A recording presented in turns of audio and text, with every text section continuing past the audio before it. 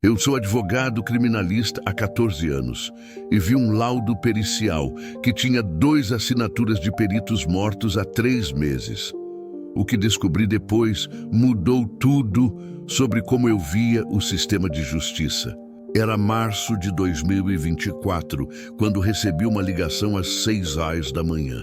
Número desconhecido. Atendi porque sempre atendo. Advogado criminalista não tem horário. Do outro lado, uma voz de mulher trêmula. Doutor, meu marido foi preso ontem. Dizem que ele matou o sócio dele, mas eu sei que é mentira. Marquei para 9h no escritório. Quando ela entrou, vi que era Mariana Costa, 34 anos, olhos fundos de quem não dormiu. Ela me entregou uma pasta amarela com o inquérito policial. O delegado disse que tem laudo pericial, comprovando que meu marido estava no local do crime. Mas ele estava comigo em casa naquela noite, doutor. Eu juro. Abri a pasta. Homicídio qualificado.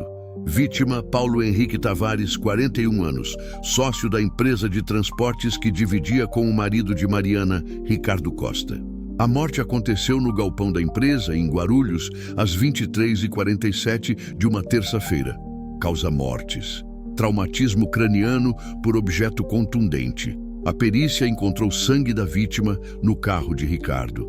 Impressões digitais dele no cabo de uma marreta encontrada no local. Mariana, as provas são muito sólidas. Tem certeza que ele estava em casa? Ela começou a chorar.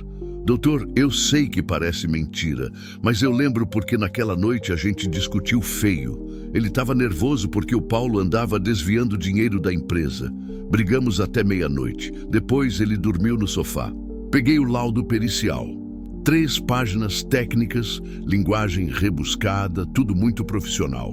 No rodapé, 2 assinaturas. Dr. Afonso Carvalho, perito criminal, e doutora Luciana Mendes, assistente técnica. Algo me incomodou. Pedi para Mariana esperar na recepção e liguei para um contato meu na polícia científica. Oi, doutor, tudo bem? Que caso é esse? Passei o número do inquérito. Ouvi digitação rápida do outro lado. Estranho. Esse laudo foi assinado pelo Afonso e pela Luciana? Sim, por quê? Silêncio de 5 segundos. Doutor, os 2 morreram em janeiro. Acidente de carro na Dutra. Foi notícia. Desliguei o telefone e senti o ar pesado no escritório. Reli o laudo. Data 18 de fevereiro de 2024. Os peritos tinham morrido em 15 de janeiro. Alguém assinou pelos mortos. Voltei para a sala de reunião onde Mariana esperava. Quanto seu marido pagou de fiança? Não teve fiança, doutor. O juiz negou porque disseram que ele é perigoso. Peguei meu carro e fui direto ao Fórum Criminal de Guarulhos. Precisava ver o processo físico, não a cópia que Mariana tinha trazido. Cheguei às 11h. A escrivã me conhecia. Doutor, que caso veio buscar? Dei o número. Ela voltou 10 minutos depois com uma caixa de papelão velha. Tá tudo aqui. Sentei numa mesa lateral e comecei a folhear. Encontrei o laudo original, aquele mesmo que eu tinha visto no escritório. Mas quando fui verificar o carimbo do IML, notei algo estranho. O papel era novo demais. Tudo no processo tinha aquela cor amarelada de documento velho, mas o laudo era branco imaculado, como se tivesse sido impresso ontem. Tirei foto de tudo. Voltei ao carro e liguei para meu investigador particular, Jonas. Jonas, preciso de você agora. Quero saber quem assinou um laudo no lugar de 2 peritos mortos. Caramba, doutor, isso é pesado. Eu sei. E tem mais. Preciso que você descubra quem tinha interesse em condenar Ricardo Costa. Voltei ao escritório. Mariana ainda estava lá esperando. Doutora, tem novidade? Mariana, esse laudo é falso. Os peritos que assinaram estavam mortos quando ele foi feito. Ela arregalou os olhos. Como assim? Alguém falsificou e eu vou descobrir quem. Naquela noite, Jonas me mandou a primeira informação por WhatsApp. Doutor, o Paulo Henrique Tavares tinha um irmão, delegado aposentado. Nome, Mário Tavares. Na manhã seguinte, fui visitar Ricardo na cadeia. Sala de advogados, vidro blindado, interfone crepitando. Ricardo entrou algemado, rosto magro, barba por fazer, olhos cansados. Sentou do outro lado. Doutor, obrigado por vir. A Mariana me contou que o senhor aceitou o caso. Ricardo, vou ser direto. O laudo que te condenou é falso. Os peritos que assinaram estavam mortos. Ele ficou em silêncio. Depois falou baixo. Eu sempre soube que o Mário ia me ferrar. Mário? Irmão do Paulo? Sim, ele é delegado aposentado. Quando o Paulo morreu, ele jurou que ia me botar na cadeia. Disse que não importava se eu era culpado ou não. Você acha que ele falsificou o laudo? Ricardo respirou fundo. Doutor, o Mário tem contato em todo lugar. Polícia, IML, cartório. Se alguém podia fazer isso, era ele. Anotei tudo. Me conta do dia do crime. Onde você estava? Em casa com a Mariana. A gente brigou porque eu descobri que o Paulo estava desviando dinheiro. Fiquei nervoso, mas não saí de casa. No dia seguinte, a polícia me prendeu dizendo que acharam meu sangue no carro e minhas digitais na marreta. Mas você nunca foi no galpão naquela noite? Nunca! Voltei ao escritório pensando, se o Mário falsificou o laudo, ele precisava de alguém dentro do IML. Alguém com acesso a papel timbrado, carimbos, sistemas. Jonas me ligou às 15 horas. Doutor, achei algo. O Mário Tavares tem um sobrinho que trabalha no IML de Guarulhos. Nome, Bruno Tavares. Cargo, auxiliar administrativo. Acesso aos carimbos? Total! O laudo falso tinha um nome. Pedi para Jonas investigar Bruno. Em 3 dias, ele voltou com um dossiê completo. Bruno Tavares, 28 anos, trabalhava no IML há 4 anos, salário de R$ 3.200, mas nos últimos 2 meses tinha movimentado R$ 45 mil na conta bancária. Jonas, descobre de onde veio essa grana. Ele voltou no dia seguinte. Doutor, depósitos fracionados, sempre abaixo de $10 mil para não acionar o CUAF. Mas todos vieram de contas fantasma. Contas fantasma? Laranjas, empresas de fachada. Mas o dono real de todas elas é o mesmo, Mário Tavares. Agora me diz nos comentários, você acha que eu devo confrontar o Mário Tavares hoje ou esperar e juntar mais provas? Eu vou ler sua opinião com atenção. Se quiser, se inscreva para acompanhar o desfecho. Eu tinha provas de que Bruno recebeu dinheiro do Mário. Mas ainda faltava a ligação direta com o laudo falso. Precisava de algo concreto. Foi aí que Jonas sugeriu. Doutor, e se a gente fingisse que quer contratar os serviços do Bruno?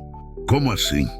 Monto um caso falso, digo que preciso de um laudo adulterado, vejo se ele aceita, gravo tudo.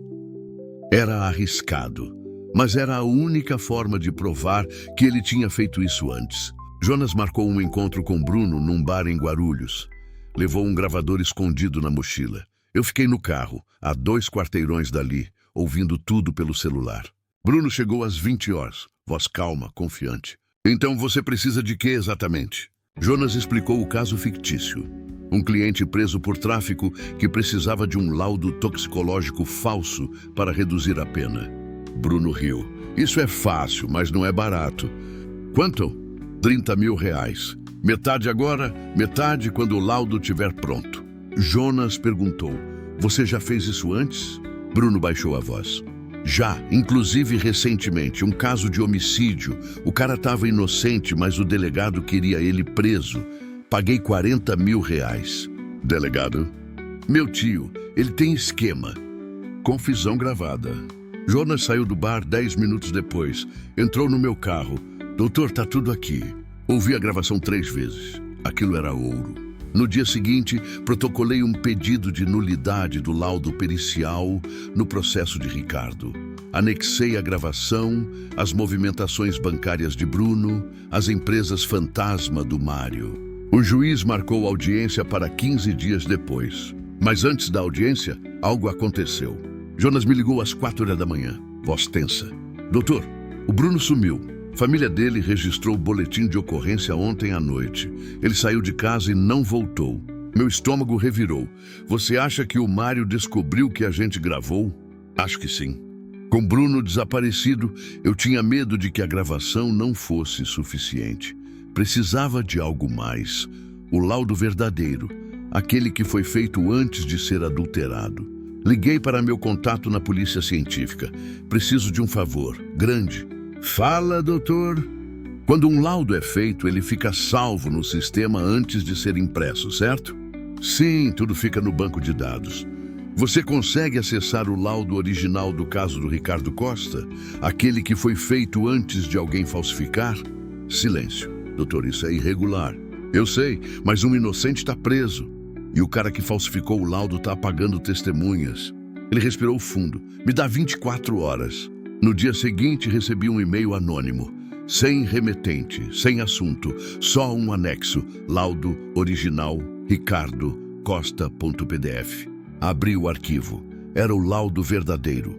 Assinado pelos mesmos peritos, Afonso e Luciana, mas com data de 10 de janeiro de 2024, 5 dias antes de eles morrerem. E o conteúdo era completamente diferente. No laudo original dizia: não foram encontradas impressões digitais do suspeito no local do crime. O sangue coletado no veículo pertence à vítima, mas não há evidências de que o suspeito tenha manipulado o objeto contundente. Ou seja, Ricardo era inocente. Alguém pegou esse laudo e reescreveu tudo. Adicionou as digitais, inventou o sangue no carro, falsificou as assinaturas. O laudo verdadeiro inocentava ele. Imprimi 5 cópias. Uma para o processo, uma para Mariana, uma para Ricardo, uma para mim, uma para a segurança num cofre no escritório. Marquei reunião de emergência com o juiz. Ele recebeu a petição, leu o laudo original, ouviu a gravação do Jonas com Bruno. Doutor, isso é gravíssimo. Vou anular o processo imediatamente e vou pedir abertura de inquérito contra Mário Tavares e Bruno Tavares. Excelência, o Bruno desapareceu. O juiz franziu a testa. Então, vou pedir prisão preventiva do Mário e proteção policial para a família do Ricardo. Ricardo foi solto 48 horas depois. Mariana chorou no meu escritório. Doutor, como eu agradeço. Não precisa agradecer. Só me conta uma coisa. Quem você acha que matou o Paulo de verdade? Ela ficou quieta. Depois disse: eu acho que foi o próprio Mário. Por quê? Porque o Paulo estava ameaçando contar para a polícia que o Mário recebia propina de empresas de transporte. O Paulo tinha provas e o Mário não podia deixar isso vazar. Aquilo fez sentido. Mário matou o irmão para se proteger. Depois, armou para Ricardo levar a culpa. Falsificou o laudo. Comprou o sobrinho. Mas eu ainda precisava de prova disso. Foi aí que Jonas ligou. Doutor, achei o Bruno. Onde? Num hotel em Campinas. Está vivo, mas apavorado. Você falou com ele? Falei. Ele quer fazer delação premiada. Disse que vai contar tudo, como o Mário pediu o laudo falso, como pagou, como ameaçou ele depois que descobriu a gravação. Marca pra gente ir lá amanhã. No dia seguinte, eu e Jonas fomos até Campinas. Bruno nos recebeu num quarto de hotel barato, olheiras profundas, mãos tremendo. Doutor, eu tô com medo. O Mário disse que se eu abrir a boca, ele vai matar minha família. Bruno, se você fizer delação premiada, o Ministério Público te protege. Mas preciso que você conte tudo. Ele começou a falar. Diz que Mário o procurou em janeiro, logo depois da morte do Paulo. Ofereceu 40 mil reais para falsificar o laudo. Bruno aceitou porque estava endividado. Como você fez? Peguei o laudo original que os peritos tinham deixado pronto antes de morrer. Apaguei as conclusões, reescrevi colocando as digitais do Ricardo, o sangue no carro. Imprimi de novo no papel timbrado do IML. Carimbei. Coloquei no processo. E o juiz não percebeu? Não, porque eu troquei só a versão que foi para o processo. A versão do sistema eu não consegui mudar. Foi por isso que meu contato conseguiu achar o laudo original. Bruno, você sabe quem matou o Paulo? Ele olhou para o chão. O Mário. Ele me contou bêbado uma noite. Disse que o Paulo ia entregar ele. Então chamou o Paulo no galpão, bateu a cabeça dele com a marreta, depois limpou tudo, plantou as digitais do Ricardo, colocou sangue no carro dele. Você tem prova disso? Tem uma gravação. O Mário mandou um áudio para mim naquela noite, mandando eu ir no IML no dia seguinte para trocar o laudo. Tá salvo no meu celular. O áudio que derrubou o delegado. Bruno me mostrou o celular. Apertou play. Voz grossa do Mário. Bruno, é o seguinte. Amanhã cedo você vai no IML e troca aquele laudo. coloca as digitais do Ricardo, fala do sangue, inventa o que for preciso. Eu já resolvi o problema aqui no galpão. O Paulo não vai falar mais nada. Copiei o áudio. Saímos do hotel. Levei o áudio e o depoimento do Bruno direto para o Ministério Público. O promotor ouviu tudo, leu os documentos. Pediu prisão preventiva do Mário. A prisão foi cumprida 3 dias depois. Mário foi pego em casa, de manhã cedo, ainda de pijama. Resistiu à prisão, gritou que era delegado aposentado, que tinha amigos. Não adiantou. O processo virou escândalo. Jornais locais noticiaram: ex-delegado forjou laudo para incriminar inocente pelo assassinato do próprio irmão. A Corregedoria da Polícia Civil abriu investigação interna. 3 funcionários do IML foram afastados. Bruno fez delação premiada, recebeu proteção do Estado e pena reduzida. Ricardo voltou para casa, retomou a empresa de transportes, agora sem sócio, mas livre. Mariana me agradeceu chorando. Doutor, o senhor salvou minha família. Eu não sou herói. Sou só um advogado que não aceita injustiça. Mas teve uma coisa que me marcou. Quando o Ricardo foi solto, ele me disse: doutor, eu fiquei 4 meses preso por um crime que eu não cometi. Perdi meu nome, minha empresa quase faliu, minha esposa quase teve depressão. Tudo por causa de um papel falso, um laudo assinado por gente morta. Ele tinha razão. Um laudo, 2 assinaturas falsas, e a vida de um homem ia ser destruída. Hoje, quando olho para aquele processo, eu vejo mais que um caso jurídico. Eu vejo o quanto o sistema pode ser manipulado, o quanto a verdade pode ser reescrita, e o quanto pessoas inocentes dependem de alguém que não desista delas. Mário Tavares foi condenado a 28 anos de prisão por homicídio qualificado, falsificação de documento público e fraude processual. Vai morrer na cadeia. Ricardo hoje vive em paz, reconstruiu a empresa, tem 2 filhos. E eu continuo aqui, porque sei que tem mais casos assim, mais laudos falsos, mais inocentes presos. E enquanto eu puder fazer algo, eu vou fazer. Justiça não é só no papel. Depois dessa virada, comenta aqui: o que você faria no meu lugar sem pensar 2 vezes? Se essa história te prendeu, deixa um like bem discreto só para me mostrar que você quer mais casos assim.